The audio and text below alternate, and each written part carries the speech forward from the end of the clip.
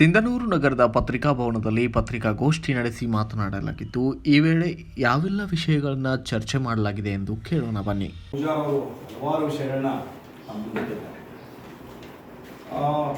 ಸರ್ಕಾರ ಬರುವ ಮುಂಚೆ ಒಂದು ಮನವಿಯನ್ನ ನಮಗಿತ್ತು. ಏನಂತಂದ್ರೆ ಈ ಕಾಂಗ್ರೆಸ್ ಸರ್ಕಾರ ಬರೋದಕ್ಕಿಂತ ಮುಂಚೆ ಇರ್ತಕ್ಕಂಥ ಪ್ರಗತಿಪರರು ನಮ್ಮ ಜೊತೆಗೆ ಇರಬೇಕು, ಎಡಪಕ್ಷಗಳು ನಮ್ಮ ಜೊತೆಗೆ ಇರಬೇಕು.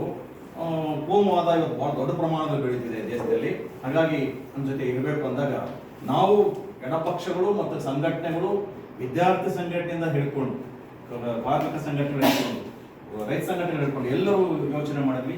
ಇಲ್ಲಿರ್ತಕ್ಕಂಥ ಬಿಜೆಪಿ ಸರ್ಕಾರವನ್ನ ತಡಿಬೇಕಂತಂದ್ರೆ ಒಂದು ಹೊಸ ರೀತಿಯಾದಂಥ ಸರ್ಕಾರ ಬರಬೇಕಾಗ್ತದೆ ಅಂತ ಯೋಚನೆ ಮಾಡಿ ಆ ಸಂದರ್ಭಕ್ಕೆ ನಾವೆಲ್ಲ ಸೇರಿ ಕಾಂಗ್ರೆಸ್ಗೆ ಒಂದು ರೀತಿಯ ಸಪೋರ್ಟ್ ಅನ್ನು ಮಾಡಿ ಸರ್ಕಾರ ಬರೋ ಮುಂಚೆ ನಾವು ಹಲವಾರು ಇವನು ಇಟ್ಟಿದ್ವಿ. ಏನು ಇಷ್ಟದವರೆಗೂ ನಮ್ಮ ಇವರು ಹೇಳಿದ್ರು ಈ ವಿಚಾರಗಳನ್ನ ನಾವು ಮುಂದಿಟ್ಟಿದ್ವಿ.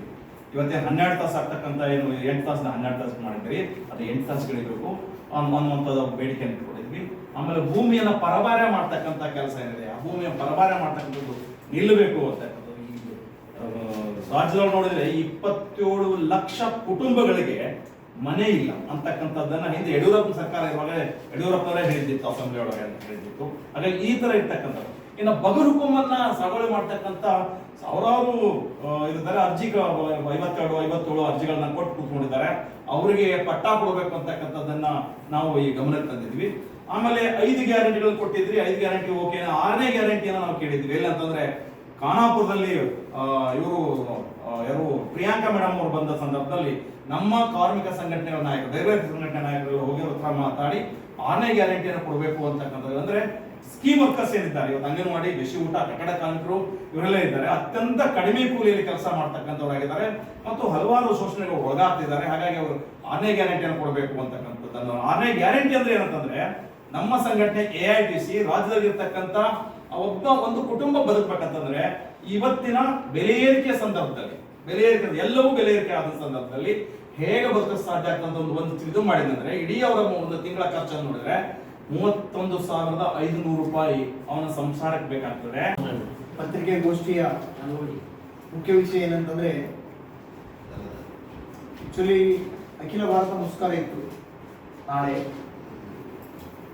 ಅದರ ಭಾಗವಾಗಿ ಅಂದ್ರೆ ರಾಷ್ಟ್ರ ಮಟ್ಟದಲ್ಲಿ SKM ಸಂಯುಕ್ತ ಕಿಸಾನ್ ಮೋರ್ಚಾ ಮತ್ತು JCTU ನೇತೃತ್ವದಲ್ಲಿ ಜಂಟಿಯಾಗಿ 20ಕ್ಕೆ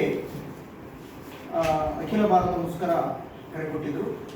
15ನೇ ತಾರೀಕು ನಡೆದಂಥ ಸಭೆಯಲ್ಲಿ, ಕೇಂದ್ರ ಸಂಘಟನೆಗಳ ಸಭೆಯಲ್ಲಿ ಆ ಒಂದು ಹೋರಾಟ ಮುಂದಕ್ಕೆ ಹೋಗಿದೆ. 9ಕ್ಕೆ ಹೋಗಿದೆ ಅದು ಅಖಿಲ ಭಾರತ ಮಟ್ಟದ್ದು. ಆದರೆ ಕರ್ನಾಟಕದಲ್ಲಿ ಜೂನ್ 9ಕ್ಕೆ ಹೋಗಿದೆ. ಜೂನ್ 9ಕ್ಕೆ ಹೋಗಿದೆ. ಆಮೇಲೆ ಇವತ್ತು ನಾವು ಅರ್ಜೆಂಟ್ ಆಗಿ, ಯಾಕಂದ್ರೆ ಮುಖ್ಯವಾಗಿ ರಾಜ್ಯ ಸರ್ಕಾರಕ್ಕೆ ಸಂಬಂಧಪಟ್ಟಾಗ ಒಂದು ಗಟ್ಟಿಯಾದ ಹೋರಾಟ ಮಾಡಬೇಕಂತೇಳಿ ನಾವು ಕರ್ನಾಟಕದ ಏನು ಸಂಯುಕ್ತ ಹೋರಾಟ ವೇದಿಕೆ ಒಂದು ತೀರ್ಮಾನ ತಗೊಂಡಿತ್ತು. ಹಾಗಾಗಿ ಅದರ ಒಂದು ತೀರ್ಮಾನದ ಭಾಗವಾಗಿ ಇವತ್ತು ಪತ್ರಿಕೆಗೋಷ್ಠಿ ನಡೆಸ್ತಾ ಇದ್ವಿ. ಸ್ನೇಹಿತರೆ, ನಾವೆಲ್ಲ ಎಡಪಂಥೀಯರು ಕೇಂದ್ರ ಸರ್ಕಾರ ಮತ್ತು BJP ಸರ್ಕಾರದ ನೀತಿಗಳನ್ನಷ್ಟೇ ವಿರೋಧ ಮಾಡ್ತಾರೆ ಅಂತಕ್ಕಂಥ ಕೆಲವು ಟೀಕೆಗಳೇನಿದಾವಲ್ಲ, ಆ ಟೀಕೆಗಳನ್ನು ನಾವು ಸ್ವೀಕಾರ ಮಾಡುತ್ತಾ ಮತ್ತು ಅಷ್ಟೇ ಅವಕ್ಕೆ ಉತ್ತರ ಕೊಡತಕ್ಕಂಥ ಕೆಲಸ ಮುಂಚಿನಿಂದ ಮಾಡ್ತಾ ಇದ್ದೀವಿ. ಮುಖ್ಯವಾಗಿ ನಾಳೆ ಕರ್ನಾಟಕ ಸರ್ಕಾರದ, ಸಿದ್ದರಾಮಯ್ಯ ನೇತೃತ್ವದ ಸರ್ಕಾರದ ಸಾಧನ ಸಮಾವೇಶ ನಡೀತಿದೆ ಹೊಸಪೇಟೆಯಲ್ಲಿ. 2 ವರ್ಷದ ಸಾಧನ ಸಮಾವೇಶ ನಡೀತಾ ಇದೆ. ಈ ಸಾಧನ ಸಮಾವೇಶವನ್ನು ಪ್ರಶ್ನಿಸಿ ಮತ್ತು ವಿರೋಧಿಸಿ ನಾವು ನಾಳೆ ಬೆಂಗಳೂರಿನ ಗಾಂಧಿ ಭವನದಲ್ಲಿ ಒಂದು ಸಂಘಟಕರ ಒಂದು ಸಮಾವೇಶ ಮಾಡ್ತಾ ಇದ್ದೀವಿ. ಎಲ್ಲ ಸಂಘಟಕರ ಸಮಾವೇಶ ಮಾಡ್ತಾ ಇದ್ದೀವಿ. ಮುಖ್ಯವಾಗಿ ನಮಗೆ ಗೊತ್ತಿದ್ದಂತೆ ಕರ್ನಾಟಕ ಸರ್ಕಾರ 2023ರಲ್ಲಿ ಏನು ವಿಧಾನಸಭಾ ಚುನಾವಣೆ ಸಂದರ್ಭದಲ್ಲಿ ತಮ್ಮ ಪ್ರಣಾಳಿಕೆಯಲ್ಲಿ ಬರ್ಕೊಂಡಿದ್ರು, ನಾವು ಅಧಿಕಾರಕ್ಕೆ ಬಂದರೆ BJP ಸರ್ಕಾರ ಅಥವಾ ಯಡಿಯೂರಪ್ಪ ನೇತೃತ್ವದ ಬಿಜೆಪಿ ಸರ್ಕಾರ ಏನು 3 ಕಾಯ್ದೆಗಳನ್ನು ಜಾರಿಗೊಳಿಸಿತ್ತು. ಅದರಲ್ಲಿ ಮುಖ್ಯವಾಗಿ ಹೊಸ ಭೂ ಸುಧಾರಣೆ ತಿದ್ದುಪಡಿ ಕಾಯ್ದೆ ಅದನ್ನು ವಾಪಸ್ ಪಡ್ಕೊಂತು ಅಂತಕ್ಕಂಥ ಮಾತನ್ನು ಹೇಳಿದರು. ಜೊತೆಗೆ ತಮ್ಮ ಪ್ರಣಾಳಿಕೆಯಲ್ಲಿ ಕೂಡ ಬರ್ಕೊಂಡಿದ್ರು. ನಾವು ಕೂಡ ನಮ್ಮ ಒಂದು ಸಂಯುಕ್ತ ಹೋರಾಟದ ಕರ್ನಾಟಕ ವತಿಯಿಂದ ಅವ್ರನ್ನ ಒಂದು ಸಭೆ ಕರೆದು, ಒಂದು ದುಂಡು ಮೇಲಿನ ಸಭೆ ಕರೆದು 3 ಪಕ್ಷದವ್ರನ್ನ ಕರೆದಿದ್ವಿ. ಅಲ್ಲಿ ಎಲೆಕ್ಷನ್ಗಿಂತ ಮುಂಚೆ ಬಿಜೆಪಿ ಅವ್ರನ್ನ ಕರೆದಿದ್ವಿ, ಕಾಂಗ್ರೆಸ್ನವ್ರನ್ನ ಕರೆದಿದ್ವಿ, JDS-ನವ್ರನ್ನ ಕರೆದಿದ್ವಿ. ಆದರೆ ಬಿಜೆಪಿ ಅವ್ರು ಬರಲಿಲ್ಲ, JDS-ನವ್ರು ಕಾಂಗ್ರೆಸ್ನವ್ರು ಬಂದರು. ಅವ್ರದ್ದೊಂದು ಚೇರ್ ಹಾಕಿ, ಬಿಜೆಪಿ ಅವ್ರದ್ದೊಂದು ಚೇರ್ ಹಾಕಿ ಇವ್ರು ಬಂದಿಲ್ಲ ಅಂತೇಳಿ ಬಿಜೆಪಿ ಅಂತೇಳಿ ಬರೆದು ನಾವು ಒಂದು ಸಮಾವೇಶ ಮಾಡಿದ್ವಿ.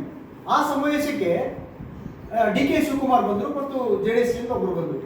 DK ಶಿವಕುಮಾರ್ ಅವರು ಏನು ಹೇಳಿದ್ರು, ಈ ಕಾಯ್ದೆಗಳು ಬಿಜೆಪಿ ತಂದಂತ ಈ ಕಾಯ್ದೆಗಳನ್ನ ನಾವು ವಾಪಸ್ ಪಡ್ಕೋಬೇಕಂದ್ರೆ ನಮಗೆ 1 ವರ್ಷ ಟೈಮ್ ಅಂತ ಕೇಳಿದ್ರು ಅವರು ಆ ಸಭೆಯಲ್ಲಿ. ನಾವೇನು ಹೇಳಿದ್ವಿ, ಇದೇ ಸಂದರ್ಭದಲ್ಲಿ DH ಪೂಜಾರಿ, ರಮೇಶ್ ಪಾಟೀಲ್ ಬೇಗ್ರಿ, BN ಯರದಿಹಾಳ ಸೇರಿದಂತೆ ಅನೇಕರು ಭಾಗಿಯಾಗಿದ್ದರು. Bureau report Basavaraj Bukkanahatti, BV5 news Kannada, Sindhanur. Thanks for watching. Read, discuss and debate with editor Dr. Yan Prashant Rao. Wanted reporters in print, digital and visual media for Bharat Vaibhav Daily Newspaper, BV News 5 Channel and BV Fast Web News from all the talukas of Karnataka, Goa and Maharashtra. If interested, send your resume to 9019229369.